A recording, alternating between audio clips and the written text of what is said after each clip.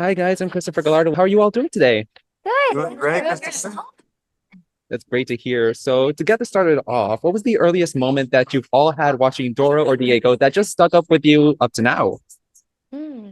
I don't know. I think I have this picture of me wearing a Dora shirt and I'm with my cousins and my sister. So probably, I mean, since if I've been watching it for that long and I was 2 years old, I honestly, it really changed me as a person, and it without it, I don't know who I would become, to be honest, because it's such a pivotal show in all of our lives, and she's such a role model to everybody, and the sense of community and the culmination of all cultures is so important.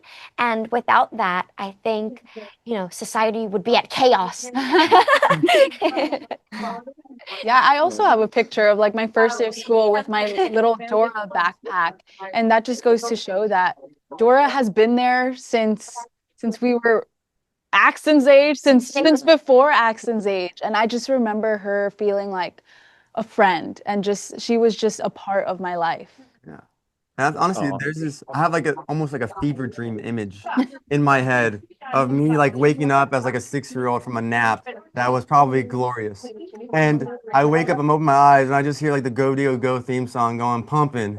And I'm just like, and it wakes me up from a nap, and I just see this guy on a paraglider with a baby Jaguar, and I'm like, yeah, that's my guy right there. Welcome. So yeah, I think we've been manifesting it since the day we Yeah. oh, I love that. I love that. Sam and Jacob, stepping into the shoes of Diego and Dora feels awesome, but also intimidating at the same time. So for both of you, individually and together, what do you think was the biggest concern that you had getting into the role, and how did you overcome that over filming? Ooh, that's a great question. Really good question. I mean, obviously, we know classic Dora and Diego, best of friends, best of cousins, Mhm. always there for each other and always ready for an adventure. But with this movie, specifically, they have very different goals. They have very different milestones that they're prepared for and very different paths that they're on. And we see Dora, she's very committed, and Diego doesn't really get a chance to sort of explain where he sees the next, however many years of his life.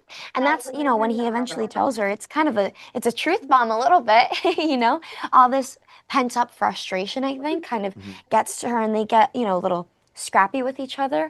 But I think it was completely necessary for their character development, because they realized that it doesn't matter where you are in the world, but as long as we have each other, that's what matters.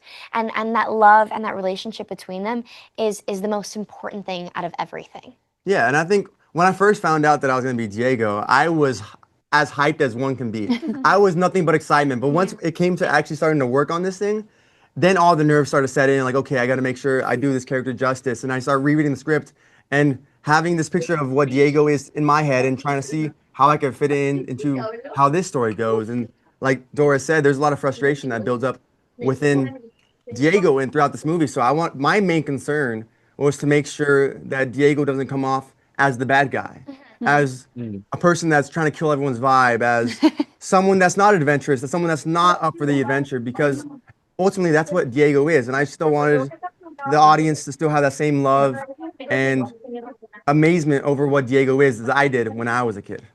Yeah. I love those answers. And Mariana Axton, both of your characters are thrown into the hijinks of that Diego and Dora find themselves in. What is one thing about your characters that you love digging into, and how does that show in the dynamic y'all share in this film? Ooh, I think for my character, I can really relate to being in this moment of your life where you don't feel like you're where you're supposed to be, where there's something missing and you're not exactly sure how to get there. And I thought it was really special to get to experience that alongside Naya. Yeah. What about you, Ax? I think I relate to Sonic because like he's telling jokes. He's really funny. He loves going outside, being adventurous, and I love And that's you, hiking. Ax? Yeah, Oh yeah. With tea. Yeah. Yeah. yeah, I love going outside, going hiking, going on Yeah. adventures. Yeah, I think we got to bring a lot of ourselves into these characters for sure. Yeah.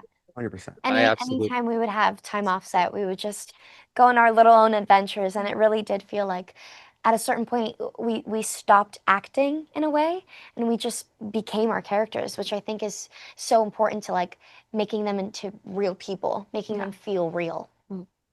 I absolutely love that answer. And to open this up to all of you guys again, living up to expectations is also such a huge undertaking of its own. And Isabela Merced's performance in Lost City of Gold must have been inspirational to all of you. Did you guys see that film before starting on this one? And what was something you guys took away from that you've applied in your performances here? Yeah, Isabel Merced is like such a talented actress. She's so beautiful, so smart, so talented. I actually hadn't watched it before doing Dora just because I did want to have like my own interpretation of it without feeling like the pressures of, any other Dora. But I did watch it post filming and it was like so good, fantastic. And what I thought was so interesting is like, obviously Dora is the same person because we both took inspiration from the OG Dora, but it is different interpretations of like this Dora. She's so like self-aware and excited to learn for the curiosity, and like she's ready to lead the pack and she knows where she's going and she has a goal in mind and she's so driven to get it. Yeah, I think I hadn't watched it beforehand either. And once I found out that I was gonna get the part, I didn't want to watch it either, just because I didn't want that to influence my version of this. Because I know, and afterwards watched it. Great movie. good. They did such a fantastic job with all their choices, and the script was amazing. Letterboxd. And I think it helped that we didn't have that pre-existing knowledge of what they did, because I feel like subconsciously there's gonna be that thing behind you always, I don't know, making you worry that you're being too much like them, that fans are gonna compare you to all the time, which ultimately they are already because it's the same characters, but you want to be as authentic to yourself and your version as possible. Yeah. And truly, That's what makes it so special. Sorry. yeah, I could- no. No, it's that like I was saying before, is that we really do feel like we are the characters, and every single person in this world is so unique. So there wasn't like a far valley to reach over in order to get to the character. We're already like naturally our preset is so to each person that it was second nature to us. I absolutely love that answer y'all gave. And to go back a little bit previously to what we were discussing, you guys actually filmed on location for this film in Colombia for some of the scenes. So what was it like shooting out there, and what were some of the best moments that you guys had filming out there?